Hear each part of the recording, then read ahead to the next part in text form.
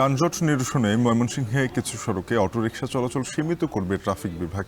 শিক্ষার্থীদের সাথে নিয়ে পাটগুদাম ব্রিজ মোড় এলাকায় সচেতনতামূলক কার্যক্রম পরিচালনা করছে তারা। এই বিষয়ে আরও জানাতে সেখান থেকে যুক্ত হচ্ছেন সহকর্মী হারুনুর রশিদ।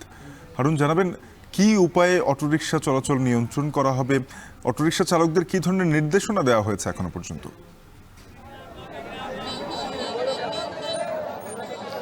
শাফিন, আসলে ময়মনসিংহ নগরীকে কিন্তু এখন বলা হয় যানজটের নগরী।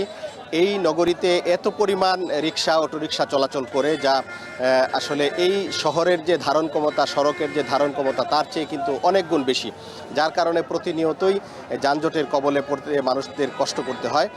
এবং এটির কারণ হিসেবে যেটি বলা হচ্ছে যে শহরে এত পরিমাণ অটোরিকশার লাইসেন্স দেওয়া হয়েছে যেটি সড়কের ধারণ ক্ষমতার সাথে একেবারেই মানানসই নয়, এবং যে কোনো পরিকল্পনা ছাড়াই এইগুলো দেওয়ার কারণে কিন্তু প্রচুর যানজটের যে সমস্যা, এই সমস্যায় কিন্তু পড়তে হয় নগরবাসীকে।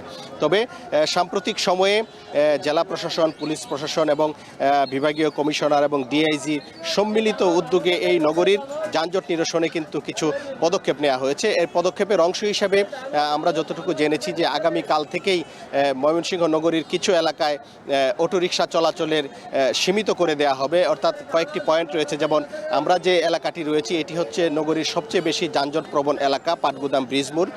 এই এলাকাটিতে কিছু মূল যে পাটগুদাম ব্রিজ মোড়, এই ব্রিজ মোড়ে কিন্তু আগামীকাল থেকে অটোরিকশা আসতে পারবে না, এবং কিছু দূর থেকেই তারা অটোরিকশাগুলো ঘুরিয়ে অন্যদিকে চলে যেতে হবে। এছাড়া গাঙ্গিনার পাড় এবং চরপাড়া এলাকায়ও কিছু এলাকায় অটো চলাচল সীমিত করা হবে, অর্থাৎ অটো চলতে পারবে না। তবে চিকন চাকার যে রিক্সাগুলো রয়েছে বা মোটা চাকার যে রিক্সা রয়েছে যেগুলোতে 3 জন যাত্রী পরিবহন করা যায় সেগুলো কিন্তু চলবে। শুধু এই যে 3টি জায়গাতে সীমিত আকারে অটোরিকশা চলাচলের যে সিদ্ধান্ত দেওয়া হয়েছে সেখানে কিন্তু শুধু অটোরিকশাই চলতে পারবে না, কিন্তু অন্যান্য চিকন চাকার এবং মোটা চাকার যে ছোট রিক্সাগুলো রয়েছে সেগুলো চলতে পারবে।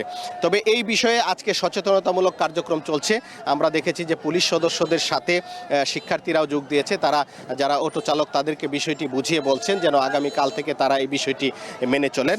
এবং আজকে এই পাটগুদাম ব্রিজ মোড়, চরপাড়া এবং গাঙ্গিনার পাড় এলাকায় কিন্তু এই সচেতনতামূলক কার্যক্রম চলছে। অর্থাৎ যারা অটোরিকশা চালক আছেন তাদেরকে বলা হচ্ছে যে তারা আগামীকাল থেকে কোন কোন এলাকায় তারা চলতে পারবেন না বা আসতে পারবেন না, এই বিষয়টি কিন্তু তাদেরকে বোঝানো হচ্ছে।